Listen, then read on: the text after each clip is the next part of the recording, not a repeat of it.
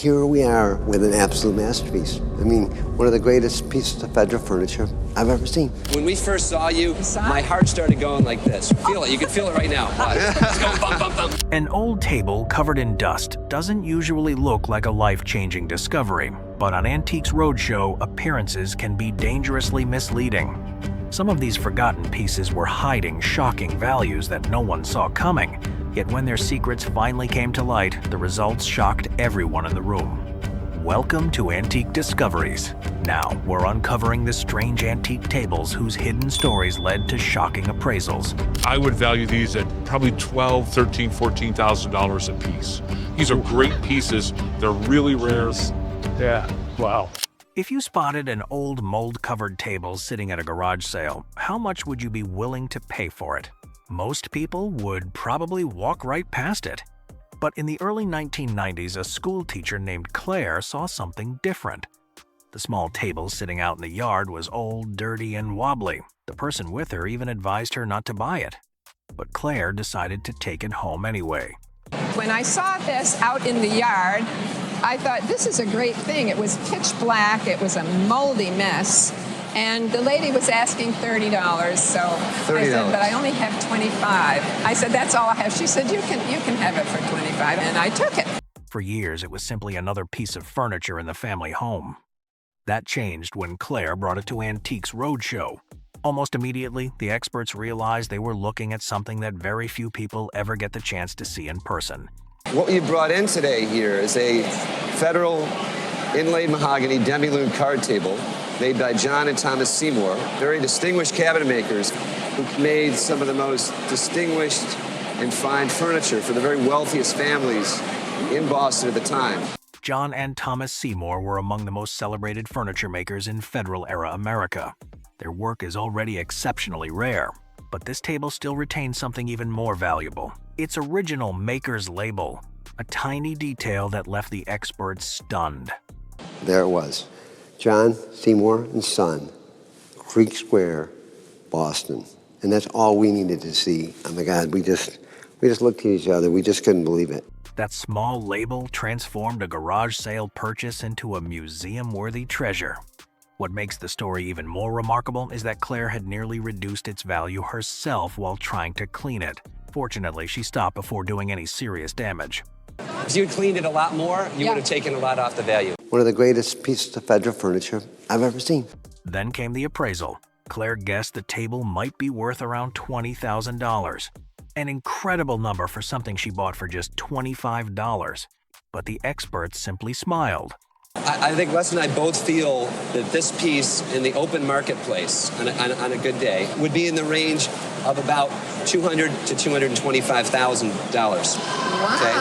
Now, $25,000. The room nearly exploded, but the biggest surprise was still ahead. After the show, the table was sent to Sotheby's. The bidding quickly climbed far beyond expectations. And finally, sold for $490,000. Thank you all. After buyers' premiums were added, the final value exceeded $541,000. From a mold-covered table purchased for $25 to more than $500,000. This wasn't just a shocking appraisal. It became one of the most extraordinary garage sale success stories in Antiques Roadshow history.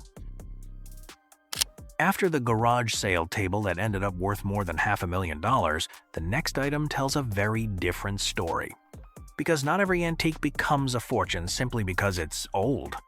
And sometimes just a few small changes can dramatically affect an item's value. It came to me from my grandmother. It's been in her family forever. This table had been passed down through generations. The family always knew it was old, but no one truly knew just how old it was. That changed when the experts took a closer look. If I told you that it is actually made in Pennsylvania around about 1750. That would probably fit. That would work? It probably would. Okay, great. Well, it does. Okay. So it's a Pennsylvania table made in the George II style.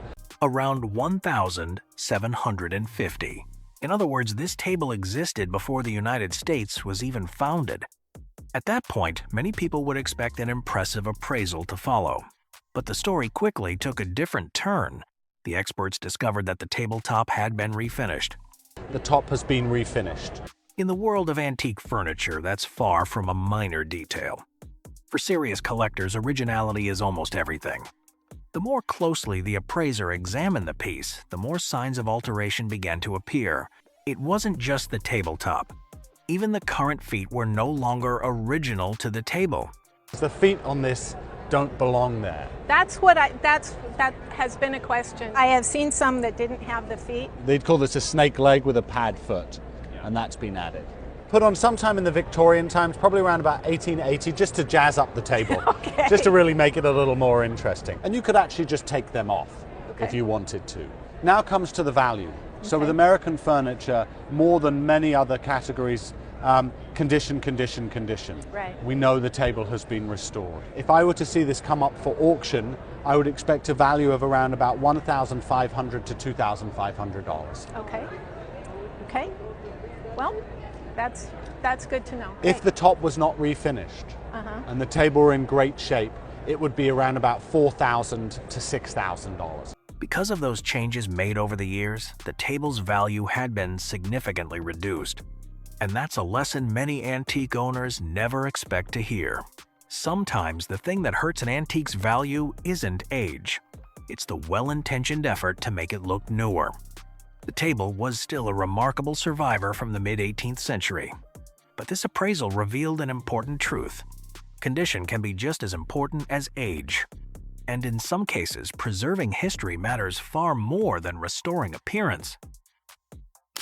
If you found an old, scratched-up chess table tucked away in an attic, you probably wouldn't imagine it had witnessed some of the most remarkable moments in chess history. At first glance, it looked like nothing more than a forgotten piece of family furniture. But the deeper the experts explored its story, the more they realized this table had survived experiences that very few historic objects still can. This table I found in my mother and stepfather's attic after they both died. After his mother and stepfather passed away, the owner unexpectedly discovered the table in their attic. Had the story ended there, it would have been just another old piece of furniture brought to Antiques Roadshow. But then he revealed an event that completely changed the table's journey. Hurricane Katrina hit and their little cottage was washed away. Hurricane Katrina swept away the family's original home. Yet somehow, the table survived. And remarkably, that wasn't the only disaster it endured. After being moved to a new house, it survived another devastating flood. The water stains, worn edges, and weathered wood were no longer simply signs of age. They had become scars left behind by history itself. But even that wasn't what truly astonished the experts. The following chess masters have played on this table. Mounted on the tabletop were brass plaques listing legendary chess masters who had once played there. Among them was José Raúl Capablanca, one of the greatest world chess champions in history. That was the moment everyone realized this table hadn't simply survived the passage of time. It had been present for games that became part of chess history. And it goes on to list an amazing who's who of the great chess players of the late 19th and early 20th century. Few people realize that New Orleans was once one of America's most important chess centers during the late 19th and early 20th centuries. This table is one of the few surviving witnesses to that remarkable era. Its true value doesn't come from the wood or its craftsmanship. It comes from the stories, the players, and the historic moments it quietly witnessed for well over a century. I would think at auction, we might think of $3,000 to $5,000 Okay. as a good estimate. $3,000 to $5,000. Not the highest appraisal in today's countdown. But this story reminds us that not every treasure is measured by money. Some objects become priceless because they preserve a piece of history that once lost can never be replaced. And that's exactly what makes this old chess table so extraordinary. Some belongings travel with a family for decades without anyone ever thinking of them as valuable. This trunk was one of them. It wasn't displayed in a museum, and it wasn't locked away like a luxury collectible. For years, it simply moved with the family from place to place, carrying memories more than anyone imagined it might be carrying value. Few people would have guessed that every time it was loaded onto a ship, packed for another journey, or stored away after another trip, its real story was quietly traveling with it. It's something I've had since 1966, and it's traveled a lot with my parents. It's been across the ocean 6 times. When the trunk arrived at Antiques Roadshow, the experts almost immediately realized this was not just an old piece of luggage. It was a Louis Vuitton steamer trunk from a time when the Louis Vuitton name was built around one thing: luxury travel trunks made for wealthy travelers crossing the world in style. This is a wonderful example of a Louis Vuitton steamer trunk. The checkered damier canvas pattern was introduced by Louis Vuitton in 1888, long before the famous LV monogram became one of the most recognizable symbols in fashion. And this was where the trunk became even more interesting. The original label was still there. The serial number was still there. The straps, hardware, and identifying details all helped confirm that this was an unusually well-preserved example. What impressed the experts most was not only the brand name, but the condition. After crossing the ocean 6 times and following the family through years of real use, the trunk still survived in remarkably strong shape. Then came the question everyone was waiting for. How much was this old travel trunk actually worth? If I were to see this come up for auction today, I would feel very comfortable in saying that it would sell for around about $10,000. If we were to insure it, you would need to place an insurance value of $20,000 or more on it. You made my weekend. Around $10,000 at auction, and more than $20,000 for insurance purposes. A trunk that had long been treated as nothing more than old family luggage was suddenly worth more than many new cars. And that is what makes this story so satisfying. Sometimes the objects that follow a family through ordinary life are the very ones hiding the biggest surprise. This Louis Vuitton trunk was not just carrying clothes across the ocean. It was carrying a hidden treasure the family had been living with for decades. Some antiques are valuable because they are rare, others because they have survived for centuries. But every so often, an ordinary-looking object becomes extraordinary for one simple reason. Who owned it before? That single question led the experts on a journey back to some of the most influential names in American history. I purchased this directly from the descendant. When did you buy it? I bought it in approximately 1981 to 83, and I do not recall the price. The owner bought this writing desk directly from a descendant of the CUSTIS family. At first, all he knew was that it had some connection to Mount Vernon. That alone was enough to spark curiosity. But as the accompanying documents were carefully examined, the story behind this small writing desk became far more remarkable than anyone had expected. The plaque says, presented by Marquis de Lafayette to ELIZA Park CUSTIS, who gives it to her beloved daughter, ELIZA Law. Now, who is the Marquis de Lafayette? We all probably know. Marquis de Lafayette, the French hero who played a pivotal role in the American Revolution, and ELIZA Parke Custis, the granddaughter of Martha Washington. Those two names alone would immediately capture the attention of collectors, but what truly convinced the experts wasn't a family story or a tradition passed down through generations. It was the remarkable collection of historical records and documentation that accompanied the desk, supporting every step of its ownership. Right. Now, you've done a lot of work on the genealogical connections between all the various family members, and I've got to say, from what you've shown me, the provenance of this box is absolutely ironclad. In the world of antiques, provenance can be just as valuable as the object itself. And when experts describe a provenance as ironclad, they mean that nearly every link in the ownership history can be independently verified. Not family legend, not speculation, but documented evidence that leaves virtually no room for doubt. That level of documentation transformed this modest writing desk into something far more significant than an ordinary piece of furniture. I would place a pre-sale estimate of somewhere from $30,000 to $50,000. Wow. Well, it's not a bad investment for $1,500, $2,000, whatever. Purchased for only a few $1,000s, the desk was now estimated at between $30,000 and $50,000. Yet the most remarkable part of the story wasn't the appraisal. It was the realization that the owner was holding an object directly connected to people who helped shape the history of the United States. Some values simply cannot be measured by age or craftsmanship alone.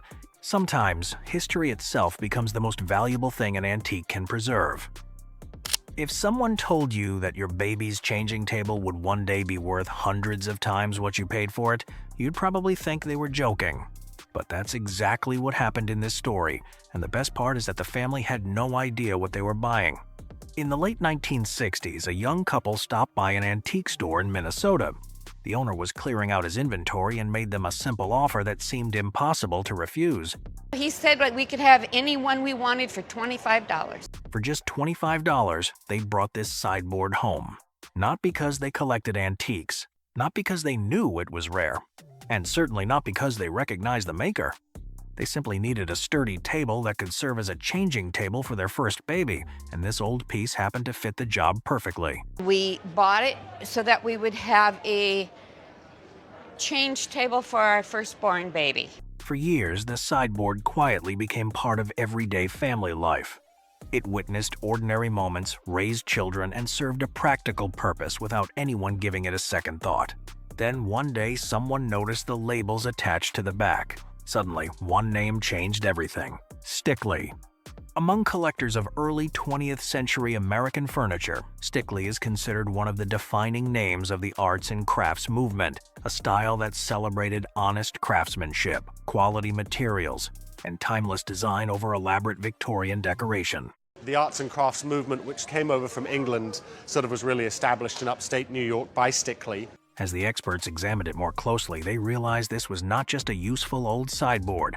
It was an unusually well-preserved example of STICKLEY craftsmanship. The original quarter-sawn oak panels had survived. Even more impressive, most of the original finish was still intact.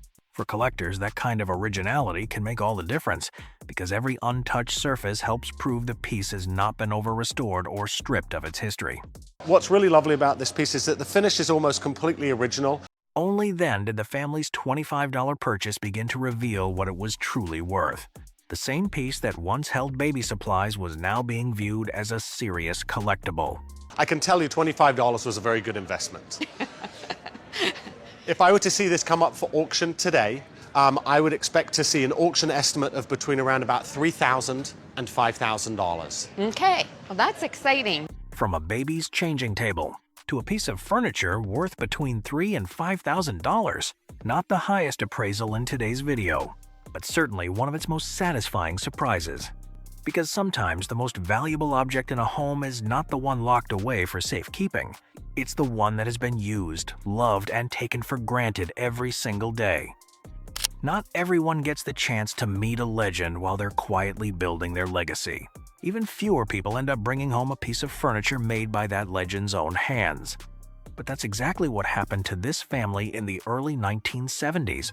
While the father stayed home watching football, the mother and her young daughter decided to drive to New Hope, Pennsylvania to visit a woodworker she had heard people talking about. At the time, it seemed like nothing more than a pleasant day trip. No one could have imagined that this single visit would transform the value of one family heirloom for more than 50 years to come.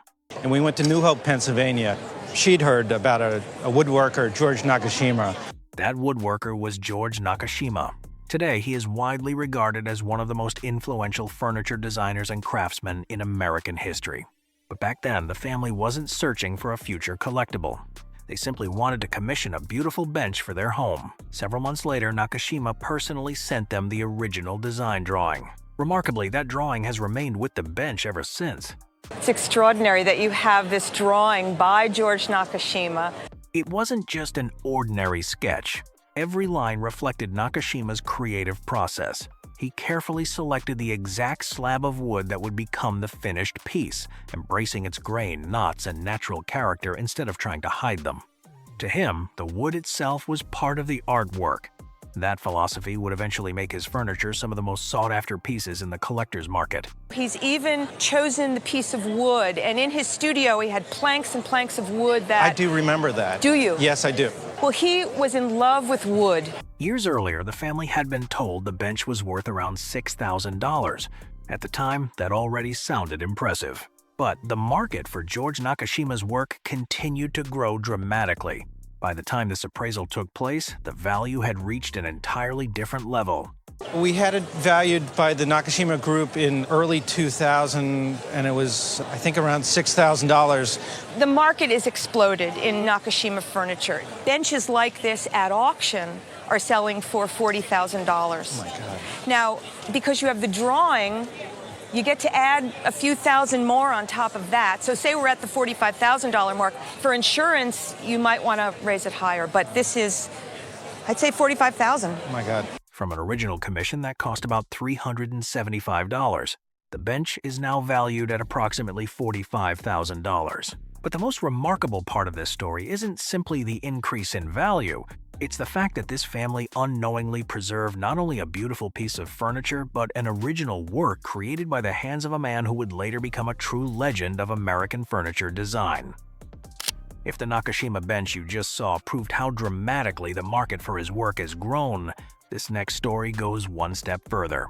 Because this family didn't just own one of George Nakashima's creations. They actually met the man himself while he was still quietly working in his Pennsylvania workshop. What seemed like an ordinary visit at the time would eventually become one of the family's most treasured memories. We looked him up and set an appointment with him, which was extremely hard to do. Had a wonderful time with him. He took us to his storeroom of big black walnut pieces. George Nakashima personally welcomed them into his workshop. He walked them through stacks of massive black walnut slabs, each one carefully chosen long before it ever became a finished piece of furniture. To Nakashima, every board had its own character, and selecting the right piece of wood was just as important as building the furniture itself. The small end table the family brought home that day became part of that remarkable creative process. This is a great piece of George Nakashima furniture. I've seen literally thousands of pieces of Nakashima, and this piece is almost a 10. As impressive as the table was, the experts quickly focused on one small detail that made it even more desirable: George Nakashima's signature. Unlike many designers, Nakashima rarely signed his furniture. Because of that, signed examples have always attracted even greater interest from serious collectors. This tiny signature turned an already exceptional piece into something even more special. This piece is also signed by George Nakashima, which adds to the value. We asked him if he would do that for us. He was often reluctant to sign furniture. Early stuff is never signed. I knew people that talked to George Nakashima about signing their pieces, and he said no, he wouldn't do it. He must have liked you. The family explained that they had simply asked Nakashima if he would sign the table. He agreed.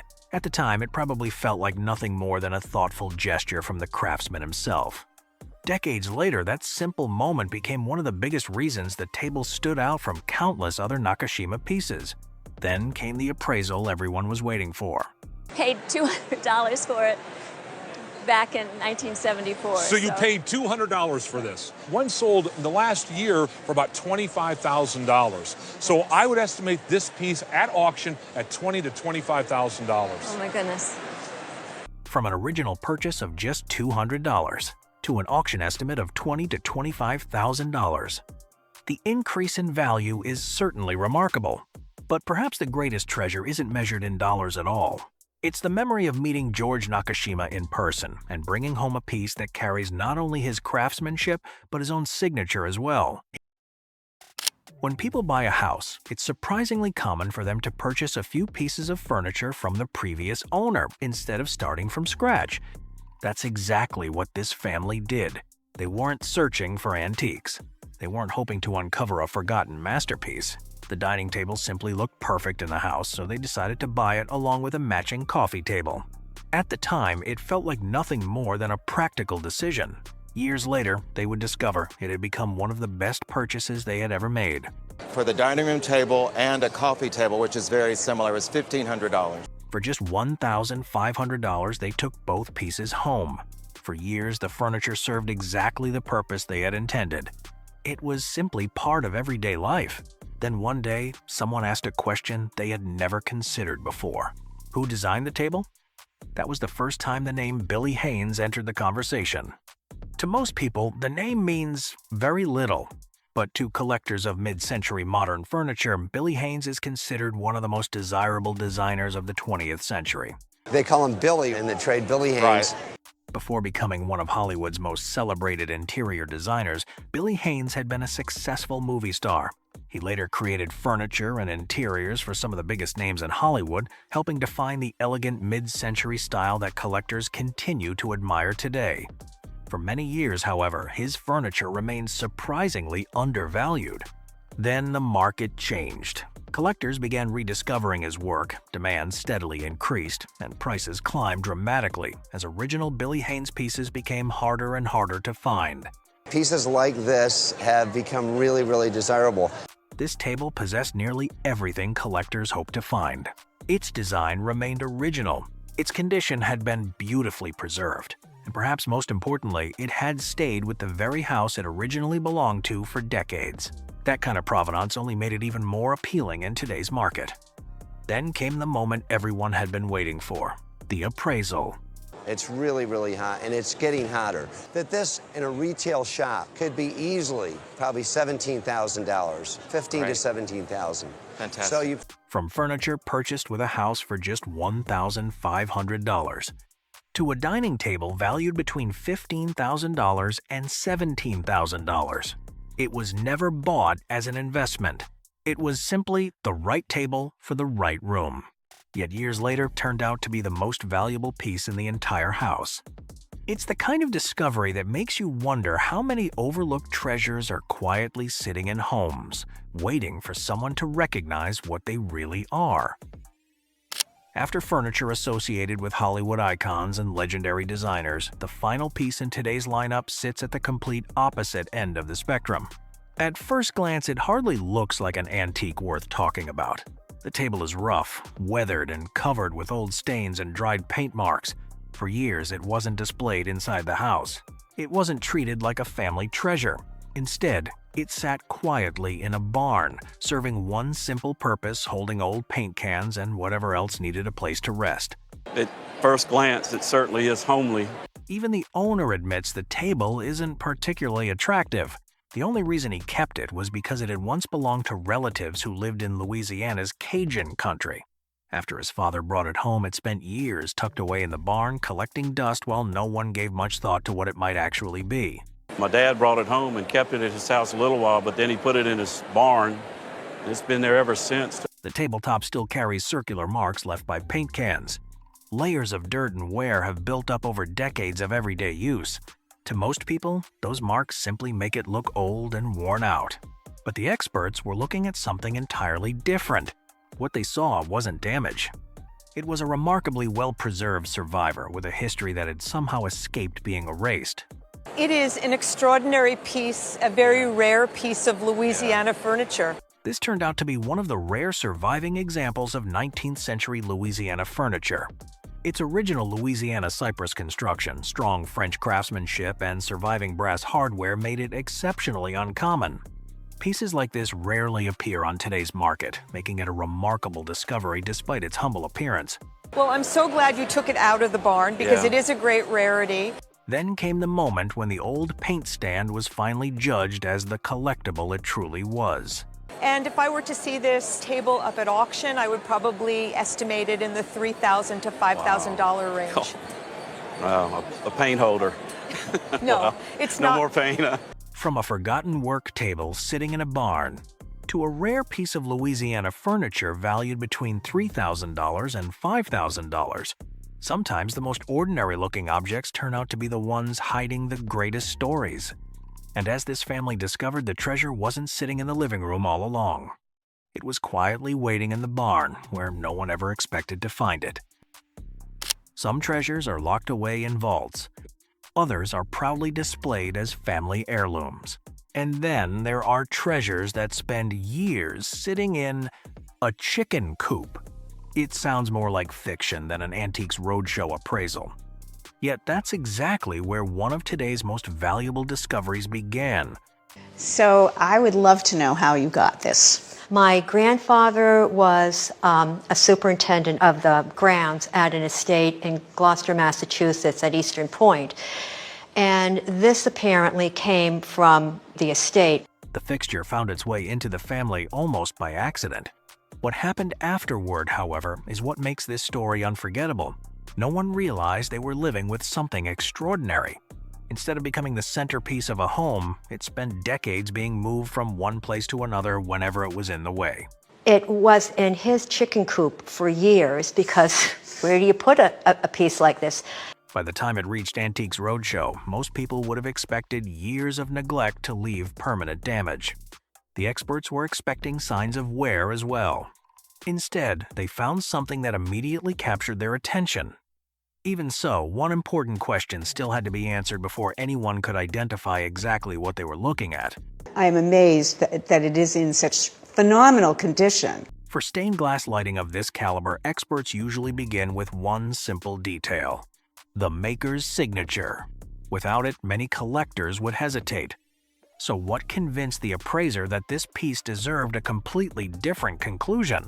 The type of glass that you see, particularly the background glass, was made at Tiffany. This was probably a custom-made piece for the mansion. Most of the fake Tiffany out there is signed, but there's a tremendous amount of early shades that are not signed.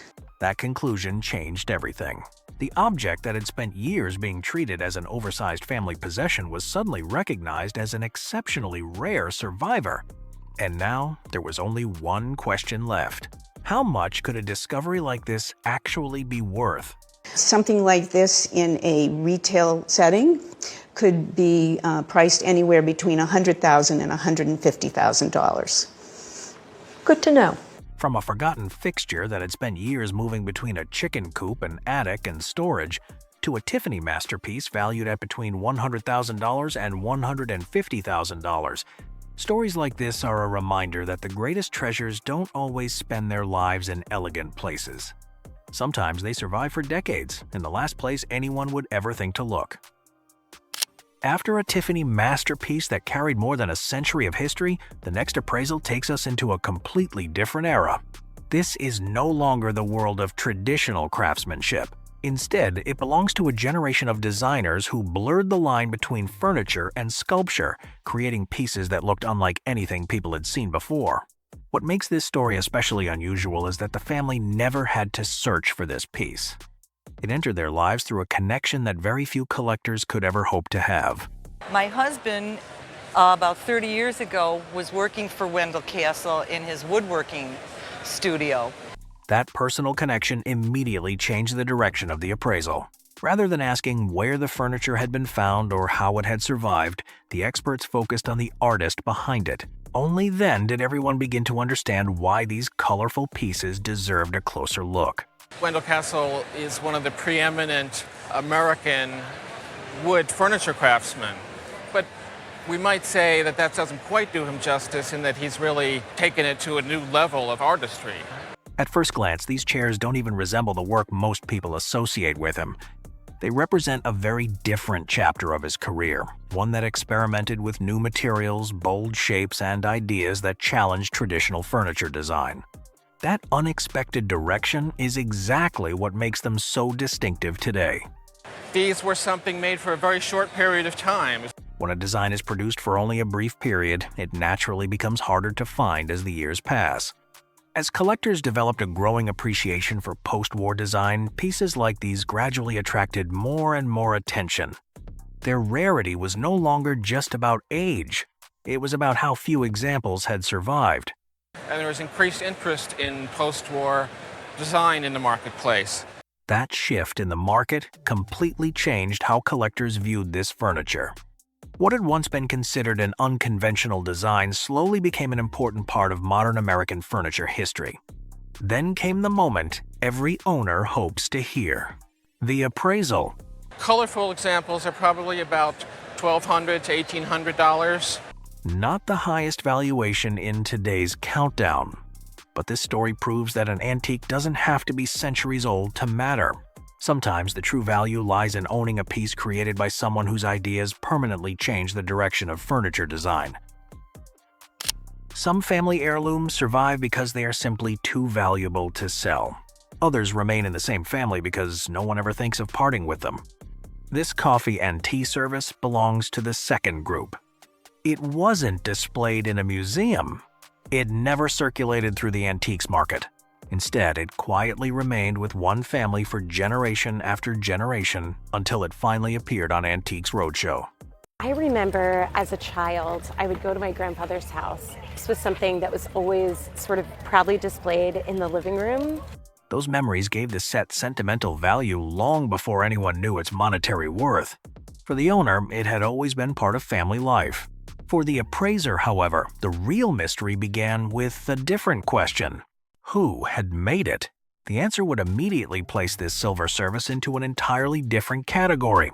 This is a fabulous Baltimore silver. So we have a teapot, a coffee pot, and a covered sugar. It's by the Baltimore silversmith Charles Louis BOEHME. In the early 19th century, elaborate coffee and tea services like this represented far more than elegant tableware. They reflected wealth, refinement, and social standing. Owning a large service was itself a statement of prestige. Because of that, complete examples that have survived into the present day are becoming increasingly uncommon and highly desirable among collectors. To be able to entertain on this scale with this size coffee pots, teapots, when tea and coffee were so costly, was really a sign of your status at the time. Over more than 200 years, many silver services have been melted down, broken apart, or dispersed among different owners. Finding one that has remained together for so long is increasingly rare. That was one of the first things the experts recognized. Its craftsmanship was impressive. Its remarkable completeness made it even more significant. The scale is fabulous and a maker that is very desirable. By this point, everyone understood they were looking at far more than a cherished family keepsake. It was also a highly desirable piece in today's antiques market. Only one question remained unanswered. How much was more than 2 centuries of history actually worth? For insurance purposes, I would look at a figure at around $30,000. Wow, that's amazing. An insurance value of around $30,000. An impressive figure by any standard. Yet for the owner, the greatest value may never be measured in dollars. It lies in knowing that the very same silver service has remained with one family for more than 2 centuries, carrying memories that no appraisal and no auction could ever replace. Of all the pieces featured today, this may be the one that makes people stop the longest just to figure out what they're actually looking at. A child's chair, carved into the shape of a bear that's both charming and just a little strange.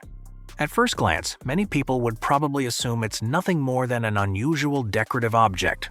But behind it is a story that stretches back more than half a century. I found it at an auction, and I found out it was sitting in an attic for 50 years. The owner was drawn to it the moment he saw it. Not because he knew where it came from.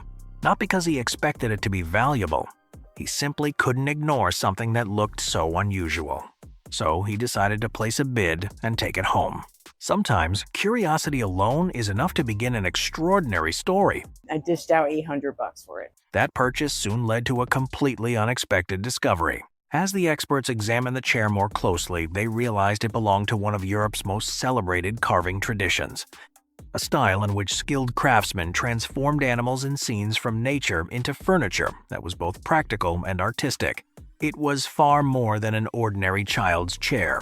This is certainly what we would call a Black Forest bear child's chair. What impressed the experts wasn't just the playful design, it was how remarkably well the chair had survived.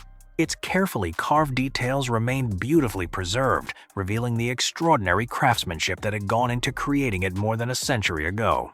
I love the details here. I mean, you start with a glass eye, the fur, the way it's beautifully carved. I love the little bear claw holding on to the top of the arm support. Yet perhaps the most heartwarming part of this story had nothing to do with craftsmanship at all. The chair was still serving the very purpose it had been created for generations ago. It had never become an untouchable museum piece. Instead, it continued to be part of everyday family life. Before my nieces were born, and they enjoy sitting in it and reading books. When I just love the fact that she said, oh, your nieces sit on here, love it, and read the stories. I mean, This is what it was made for. Then came the appraisal everyone had been waiting for. I would expect it to bring between $1,000 and $3,000. Nice. Yeah, it's a good score, right? Yeah, good investment. From an $800 auction purchase to a chair valued between $1,000 and $3,000. It may not be the biggest profit in today's countdown, but it is certainly one of the stories most likely to leave you smiling. Because sometimes the most meaningful antiques aren't the ones locked behind glass. They're the ones that continue bringing joy to the very people they were originally made for. In the world of antiques, sometimes the detail that changes everything is nothing more than a small paper label. Not the material, not the size, not even the appearance. The next furniture set is a perfect example of that. Its story began with a purchase that seemed completely ordinary. Nothing about it suggested there was a remarkable discovery waiting underneath. I purchased it from a friend of mine a few months back, and I gave her $300 for the 3 pieces. $300 for 3 pieces of furniture. It sounded like a fair deal, but certainly not a life-changing one. The owner brought them home simply because he liked them. For a while, they were just another set of furniture. Then one day, driven by nothing more than curiosity, he decided to take a closer look. A tiny discovery hidden where almost no one would think to check changed the entire story. I turned the chairs upside down and I found the original labels underneath both of the chairs.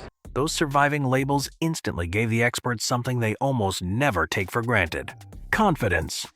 Original labels provide valuable evidence of authenticity, helping establish provenance and giving collectors far greater confidence in what they're buying.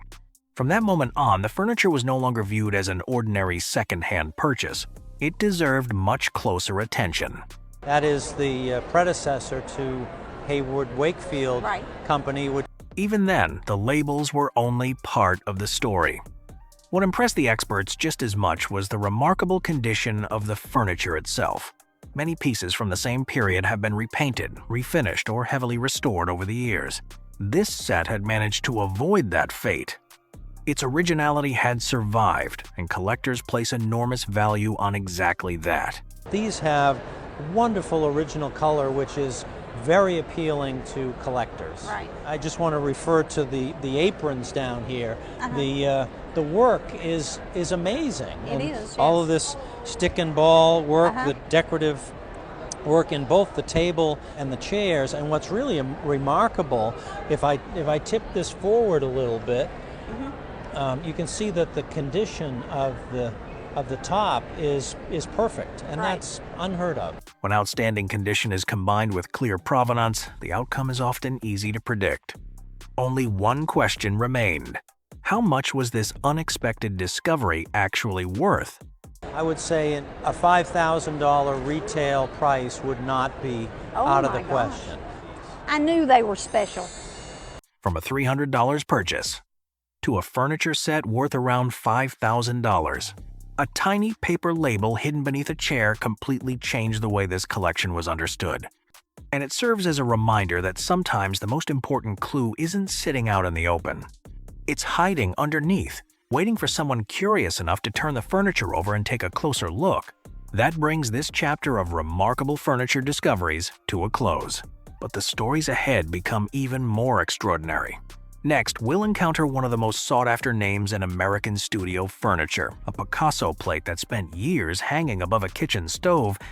Remarkable Sam MALOOF masterpieces admired by collectors around the world, and a piece of furniture purchased for just $15 that left its owner nearly in tears after hearing the final appraisal.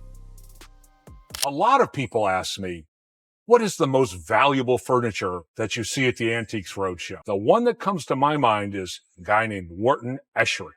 That answer surprises a lot of people. Escherick's influence reaches far beyond how well known his name is among the general public. Many of the legendary furniture makers featured throughout today's video were directly or indirectly inspired by the ideas he developed decades earlier.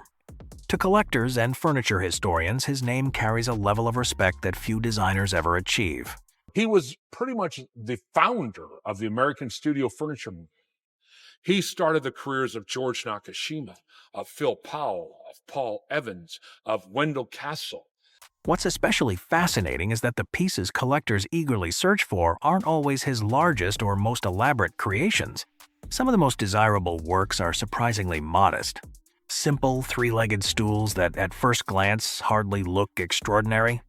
Yet behind those humble pieces is a story that perfectly reflects the life of an artist whose work would eventually transform American furniture design. Every time he needed a little beer money or a little food money or a little money of any sort, he would make these stools. Over the years, every stool developed its own personality. There was never a fixed pattern. No two examples were ever exactly alike. That individuality became one of the qualities collectors admire most today, making every surviving piece feel unique rather than mass-produced. Everyone is different. If you have something with the WE on it, right there, it has a date, and it's a beautiful piece of furniture. It's very well made. You might, before you sell at the garage sale, check it out. At this point, many viewers might still think these are simply interesting handcrafted objects. The market, however, sees them very differently. And the values revealed next explain exactly why collectors pay such close attention whenever one of these pieces appears. Even these stools, which are the most common things he made, and again, it's estimated he made 700-800 of them, maybe a few more, bring $6,000, $7,000, $8,000. Tables he's made. I one time sold a 3-paneled screen for $340,000. Even Escherik's simple stools can command prices in the thousands of dollars. His larger furniture pieces belong to an entirely different world where values regularly climb into the hundreds of thousands. Stories like this reveal one of the most fascinating truths about the antiques market. Sometimes the names behind the most valuable masterpieces are the very names most people have never heard before. Not every memorable moment on Antiques Roadshow ends with a shocking appraisal or a treasure worth tens of thousands of dollars. Sometimes the most valuable thing the experts reveal is a piece of knowledge that completely changes the way you look at an object. And if you've ever picked up a piece of silver and wondered whether it was real sterling silver or simply silver plate, you're definitely not alone.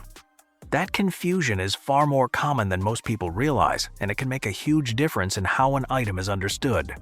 How do I explain the difference or figure out the difference between sterling silver and silver plate?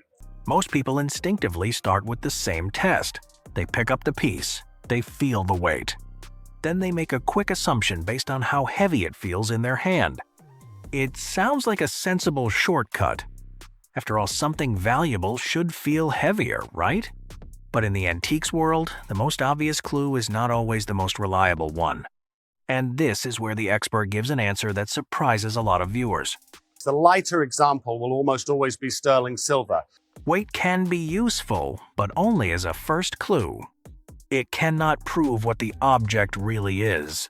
To know whether a piece is truly valuable, experts need something more concrete. They need evidence.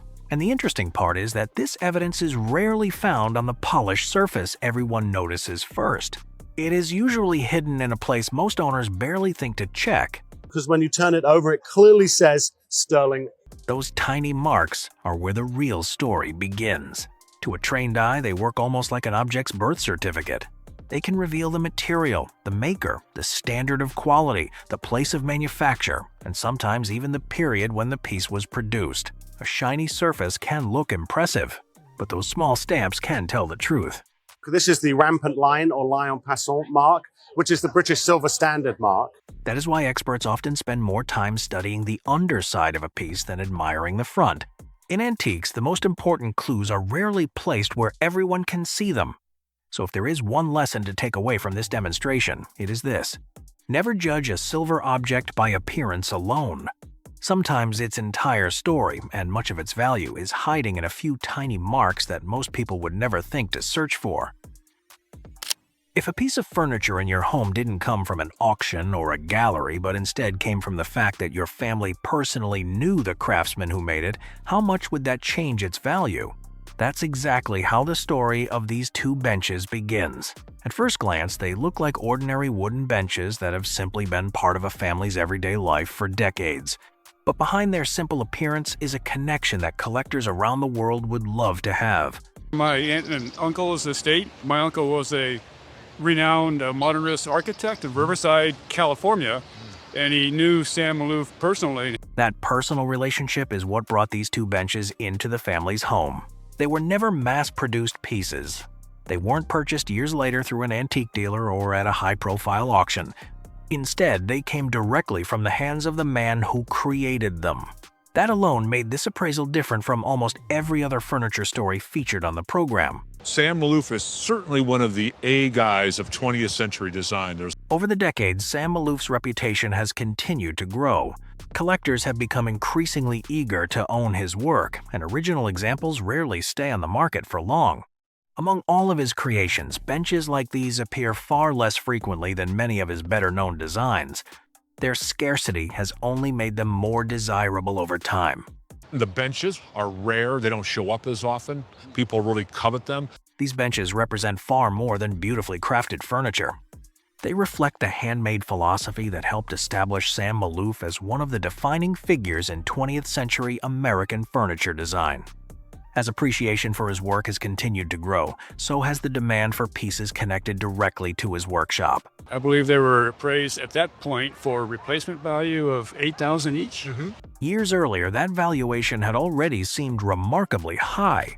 But like many legendary designers featured throughout this video, MALOOF's market has continued to climb. Now it was time to find out what these benches were worth today. For insurance purposes, I would value these at probably $12,000, $13,000, $14,000 a piece. These are great pieces. They're really rare. Yeah, wow. From an earlier replacement value of about $8,000 each, to a current insurance value of approximately $12,000 to $14,000 per bench. Once again, time has proven that furniture created simply to be used every day can eventually become highly sought-after works of design collected by enthusiasts around the world. If a genuine Picasso had been hanging on the wall above your kitchen stove for decades, would you even realize it? It sounds like the kind of story that's almost impossible to believe. Yet that's exactly how the next appraisal begins. For years, this ceramic plate was simply another familiar decoration that everyone in the family saw every single day. No one thought it was extraordinary. No one imagined it could become one of the biggest surprises of their visit to Antiques Roadshow. We bought it in Rhode Island. Didn't even realize it was a Picasso until about 5 years ago. The family had lived with this piece for a very long time. It had always been part of the house. It wasn't locked away for protection. It wasn't displayed as fine art. It was simply another household object that blended naturally into everyday life. There was never any reason to question what it might actually be. That it hung over the stove in the kitchen. Everything changed because of a completely unexpected encounter.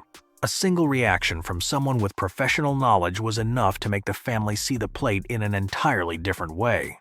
For the first time, they began to wonder whether they had overlooked something remarkable for decades.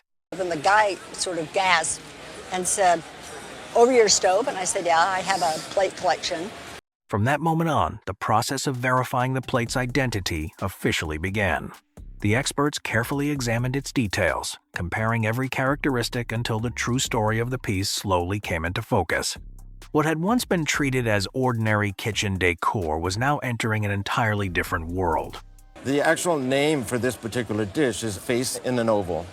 Picasso did a lot of these special editions for the MADOURA studio in the south of France. All right. He actually did 633 different objects that were taken and they made special editions for. Okay. Some are jugs, some are figures, and some are dishes of different shapes and all. Now, you did mention that there was a little bit of enamel loss there, yes. And we do see that pretty regularly on some of these pieces that have high relief. Yes. But otherwise, it's in quite remarkable condition. What's really important to note for this is that in this particular issue, and by the way, this was done in 1955.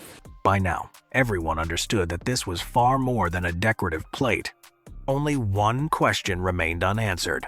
What was it actually worth in today's market? The Picasso market, in the last 4 or 5 years, it's skyrocketed. It's just taken off tremendously. So you're snickering in advance. This is good. So what do you think it's worth today? I haven't a clue. You haven't a clue? Would you be surprised that an auction value in today's market, probably on the conservative side, would be in the range of $10,000 to $15,000? I love you too. From a ceramic plate that spent decades hanging quietly above a family kitchen stove, to an authenticated work valued at between $10,000 and $15,000. It's a reminder that the line between an everyday decoration and a collectible work of art can be far smaller than most of us ever imagine. Would you postpone a scheduled surgery just to attend an auction filled with old furniture? It sounds like a decision that makes very little sense.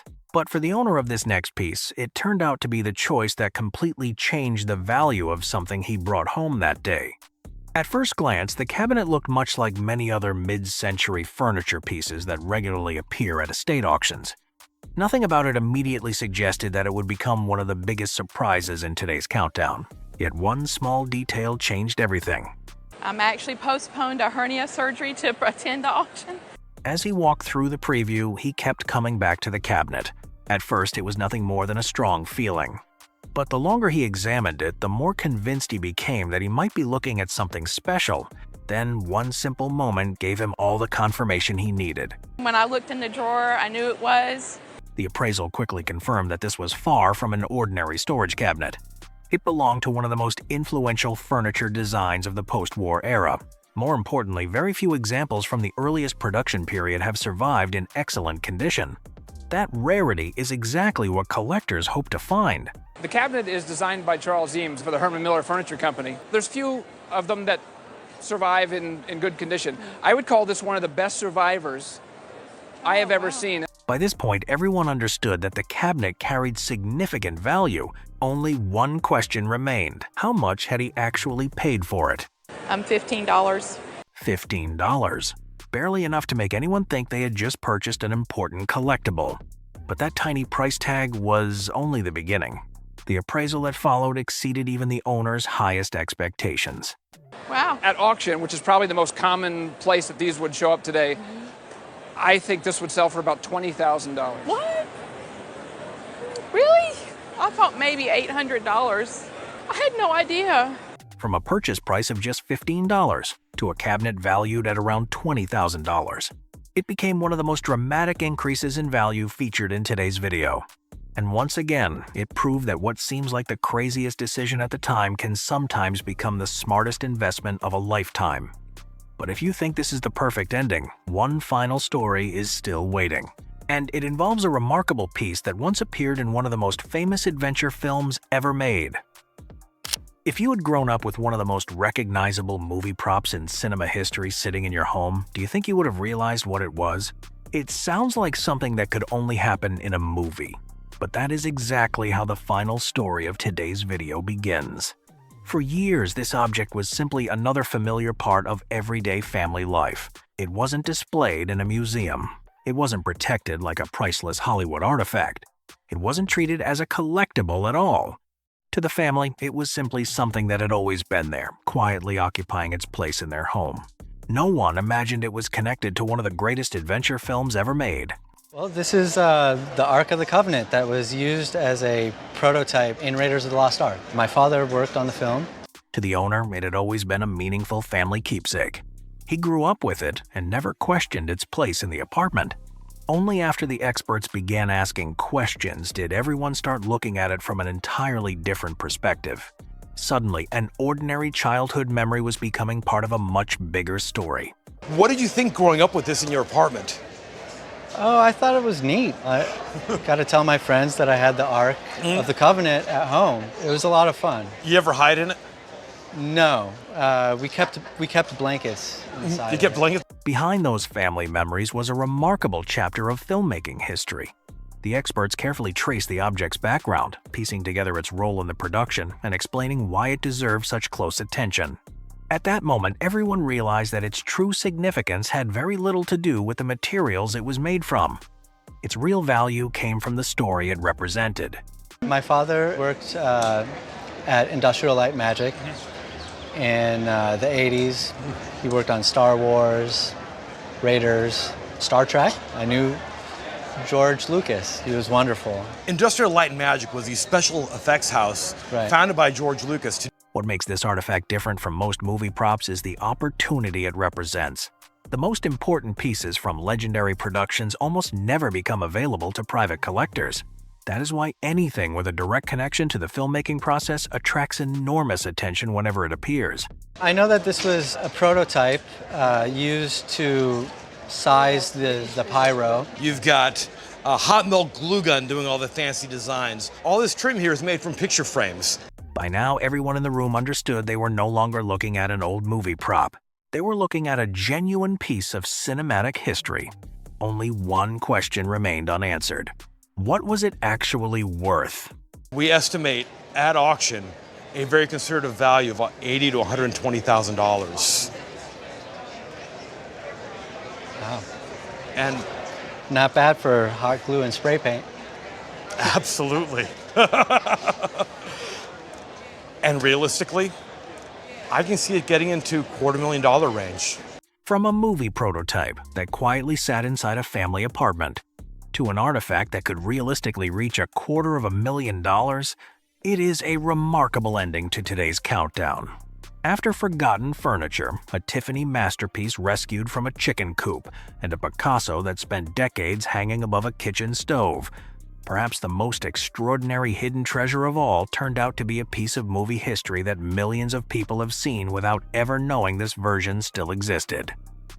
Not every valuable antique begins with an exciting treasure hunt. Sometimes it all starts with something as simple as a color that instantly catches your eye. That was exactly how the story of this chair began. On her very first trip to an auction with her husband, the owner wasn't looking for a rare collectible or an expensive piece of furniture. She simply spotted a pink chair, fell in love with it, and decided to take it home, never imagining she had just purchased a piece of furniture that had survived for more than a century. I just started going to auctions with my husband because we enjoy going to auctions together. And this is the first piece of furniture I have ever purchased. And I bought it because it's pink. Discriminating collector, aren't you? Exactly. How much did you pay for it? Around $100. Okay. $100 for the very first antique in her collection didn't seem like anything extraordinary. What she really wanted to know was whether the chair was genuinely old or simply made in an antique style. The answer came almost immediately. Well, I am happy to report that it is old. Ooh, yay. But not only is it old, we know who made it. The appraisers quickly identified it as the work of John JELLIF, a renowned cabinet maker who worked in Newark, New Jersey around 1870. Even more impressive, they recognized it almost instantly, simply by studying the distinctive details on the chair's back and legs. And when you walked in, I knew it just by looking at the back of it. I could see the hallmarks of what we consider to be JELLIF. And when you talk to people who really understand JELLIF furniture, they say it's all in the legs. This wasn't the kind of discovery that would suddenly turn someone into a millionaire overnight. Instead, it was a beautifully preserved example of late 19th century American craftsmanship, carrying the unmistakable signature of a furniture maker highly respected by collectors. Then came the moment everyone had been waiting for: the appraisal. We know that it's made about 1870. We're probably talking about $300 to $500. So it's not a it's not an amazing amount of money. Okay. But I think from my perspective, and hopefully from your perspective, is this captures an era. It does. And an important maker of. $300 to $500 wasn't the kind of valuation that leaves an audience speechless. But sometimes the greatest value of an antique isn't measured by its price tag. It's measured by the history it preserves and the legacy of a craftsman whose work continues to represent an important chapter in American furniture making. For the owner, the pink chair she bought on impulse had quietly become the most meaningful piece in her very first collection. Not every antique requires hours of research before experts can recognize its true value. Sometimes a single glance from across the room is enough to know they're looking at a masterpiece. This chair was one of those rare cases. Even more remarkably, it was also the very first piece of furniture this appraiser encountered during his first appearance on Antiques Roadshow. Decades later, he still remembers exactly how he felt the moment he saw it. My very first Antiques Roadshow was in Philadelphia. And I remember I was a little bit nervous about doing it. The whole production, there was people running everywhere and lots of activity and action. And I'm thinking, oh my goodness, I'm just an old country boy. I'm not sure how this is all going to work for me. I look up the line and I see this lady holding this chair. She's holding it like a rifle and it's kind of sticking out the end. And I look at that chair and I think, holy cow, that's a Charles Rolfe chair and a damn good one. While the appraiser immediately recognized what stood before him, the owner had no idea what her family had been keeping all those years. The chair had been discovered by chance in her grandmother's attic while the family was settling the estate. It had sat there unnoticed for decades, and no one knew where it had come from or what it really was. My mother found it in my grandmother's house in Dayton, Ohio, back in around the 1960s when they were settling up their estate. It was up in the attic. Nobody else knew it was there. Do you know who did this chair? Haven't a clue. I've never seen anything like it. On the back of the chair was a distinctive maker's mark, the clue that identified it as the work of Charles ROHLFS, one of the boldest designers of the American arts and crafts movement. Unlike many of his contemporaries, ROHLFS treated furniture as sculpture, creating pieces that blurred the line between functional design and fine art.